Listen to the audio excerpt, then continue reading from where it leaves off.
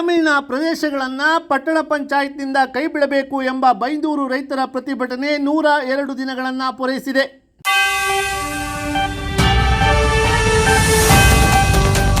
ಇಂದು ಬೈಂದೂರಿನ ಅಸಂಖ್ಯಾತ ರೈತರು ತಮ್ಮ ಬೇಡಿಕೆಯನ್ನು ಈಡೇರಿಸುವಂತೆ ಆಗ್ರಹಿಸಿ ತೆಂಗಿನ ಗೆರಟೆ ಹಿಡಿದು ಪ್ರತಿಭಟಿಸಿ ಆಕ್ರೋಶ ವ್ಯಕ್ತಪಡಿಸಿದರು.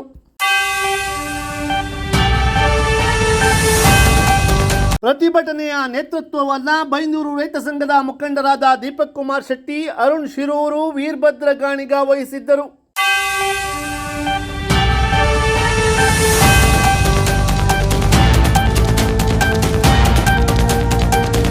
ರೈತ ಮುಖಂಡರಾದ ದೀಪಕ್ ಕುಮಾರ್ ಶೆಟ್ಟಿ ಅವರು ರೈತರಿಗೆ ನ್ಯಾಯ ನೀಡದೆ ಸತಾಯಿಸುತ್ತಿರುವ ಅಧಿಕಾರಿಗಳ ವಿರುದ್ಧ ಆಕ್ರೋಶ ವ್ಯಕ್ತಪಡಿಸಿದ್ದಾರೆ.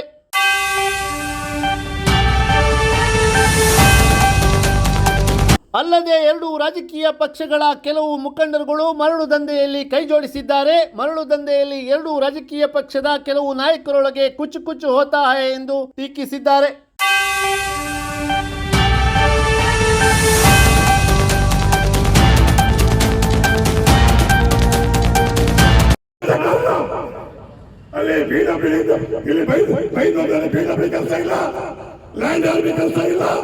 ಹೋಟೆಲ್ ಬಿಸಿನೆಸ್ ಕೆಲಸ ಇಲ್ಲ, ಯಾವುದೇ ಇಲಾಖೆ ಕೆಲಸ ಇದ್ರೂ ಏನು ನಿರಂತರವಾಗಿ ಮಕ್ಕಳ ಸತ್ಯ ಮಾಡ್ತಿದ್ದಾರೆ. ಅದಕ್ಕೆ ಕಾನೂನು ತಿದ್ದುಪಡಿ ಮಾಡ್ಲಿಕ್ಕಾಗ್ತದೆ ನಿಮ್ಗೆ? ಅದಕ್ಕೆ ಅಡ್ಜಸ್ಟ್ಮೆಂಟ್ ಕಾರ್ಯಕ್ರಮ ಮಾಡ್ಲಿಕ್ಕಾಗತ್ತಾ?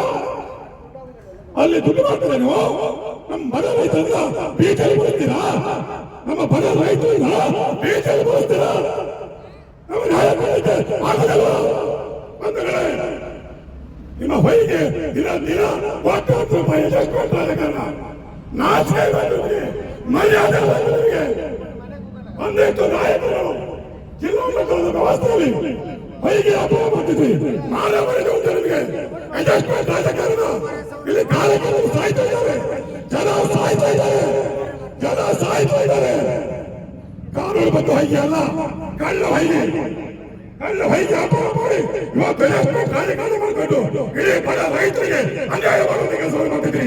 ಬಂಧುಗಳೇ, ಇಲ್ಲಿ ಎಲ್ಲಿವರೆಗೆ ನ್ಯಾಯ? ಹೊಯ್ಗೆ ಒಂದು ನ್ಯಾಯ, ಮಕ್ಕಳ ಪದ್ಧತಿ ಒಂದು ನ್ಯಾಯ. ಹೊಯ್ಗೆ ಕಾನೂನು ತಿದ್ದುಪಡಿ ಮಾಡ್ತೀವಿ ನೀವು. ಯಾಕೆ ಮಕ್ಕಳ ಪಂಚಾಯತ್ ವಿಚಾರದಲ್ಲಿ ಕಾನೂನು ತಿದ್ದುಪಡಿ ಯಾಕೆ ಮಾಡುವುದಿಲ್ಲ?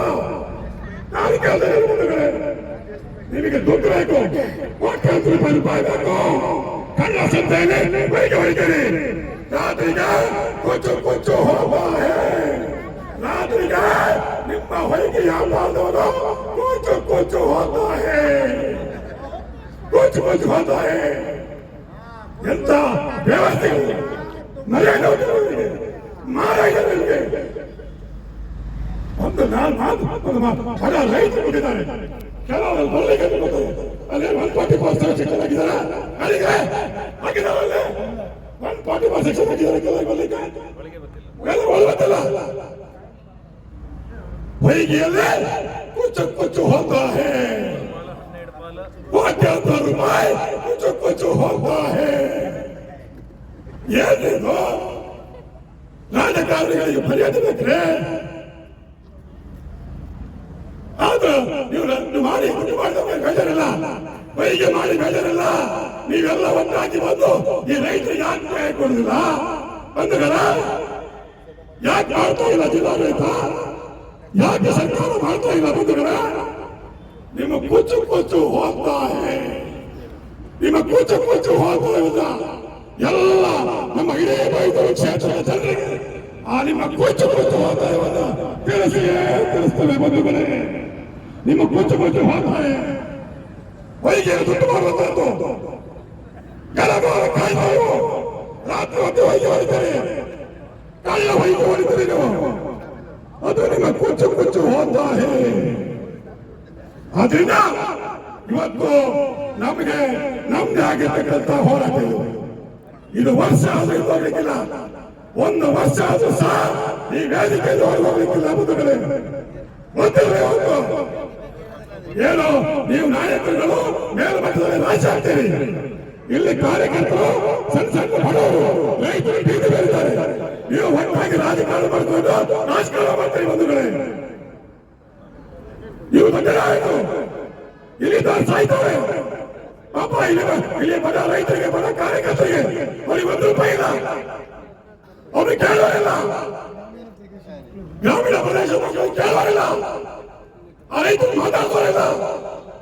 ನೀವು ನಾಯಕರುಗಳು ಒಟ್ಟಾಗಿಕೊಂಡು ಹೊಯ್ಗೆ ವ್ಯಾಪಾರ ಮಾಡಿಕೊಂಡು ಕುಚ್ಚು ಹೋಗ್ತಾ ನಿಮ್ಮ ಕುಚ್ಚು ಹೋಗ್ತಾ ನಿಲ್ಲಿಸಬೇಕಾದಂತ ಪರಿಸ್ಥಿತಿ ನಿರ್ಮಾಣ ಆಗಿದೆ. ಕುಚ್ಚು ಹೋಗ್ತಾ ಈ ಕುಚ್ಚು ಹೋಗ್ತಾಯನ್ನ ಜನತೆಗೆ ತಿಳಿಸುವಂತ ಕೆಲಸವನ್ನು ಮಾಡ್ತೇವೆ. ನೆನ್ಪಿಟ್ಕೊಳ್ಳಿ. ಎಲ್ಲರಿಗೂ ಗೊತ್ತಿದೆ. ನಿಮ್ಮ ಬಂಡ ಬಯಲಾಗ್ತಾ ಇದೆ. ಕಾಮಗಾರಿ ದುಡ್ಡು ಹೊಡೆ ಹೋಗೋದು, ಹೊಯ್ಗೆ ದುಡ್ಡು ಹೊಡೆ ಹೋಗೋದು, ಎಲ್ಲಿ ಪರ್ಸೆಂಟೇಜ್ ಇದನ್ನು ಮಾಡಿಕೊಂಡು ಮಾನವರಿ ನಿಮ್ಮ ನ್ಯಾಯ ಕೊಡಕ್ಕಾಗಲ್ಲ. ತೊಲಗೆ 5 ವರ್ಷ ತೊಲಿತು ಯಾಕೆ ಕರೀತೀವಿ? ಇನ್ನು ಕುಚ್ಚು ಹೋಗ್ತಾರೆ.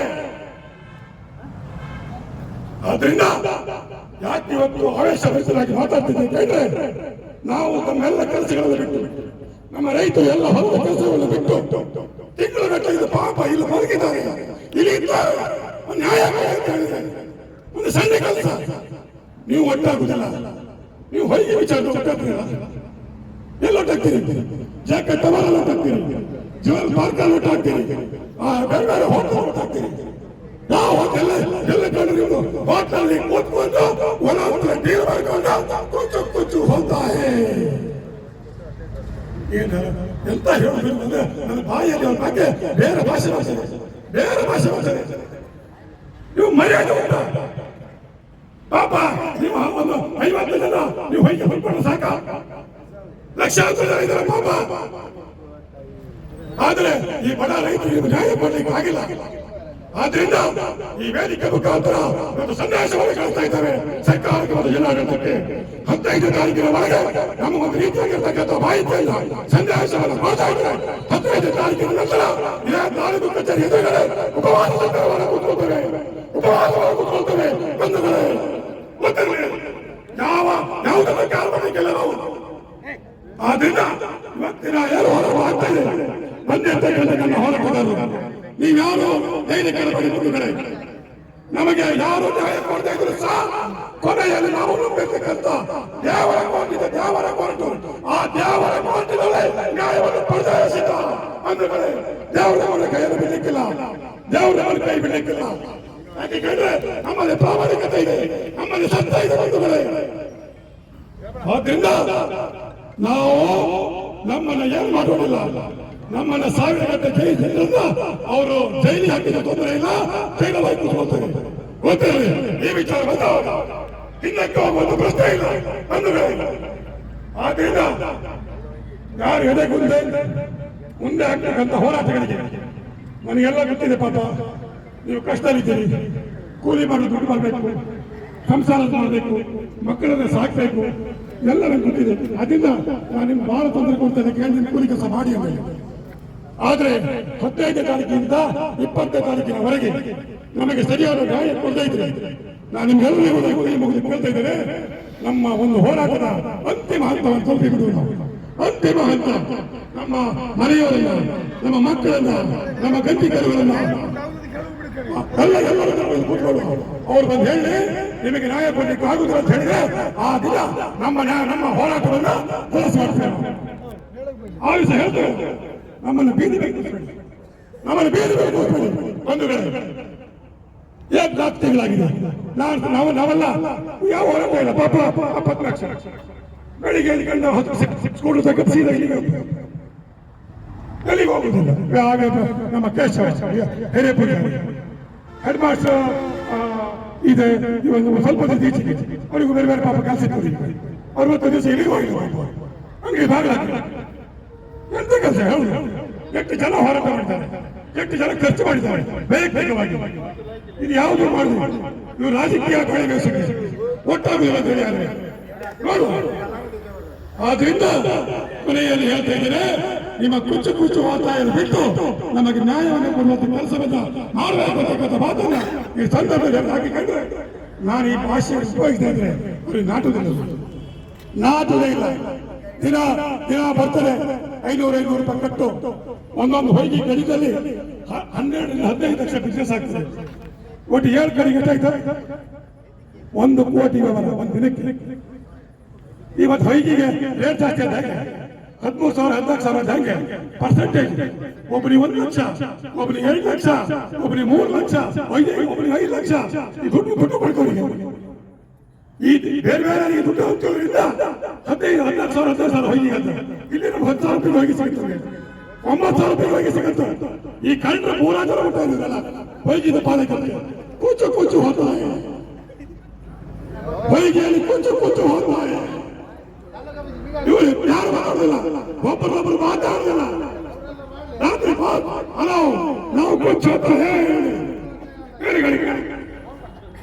ಅದರಿಂದ ಈ ಕುಚ್ಚು ಹೋಗ್ತಾ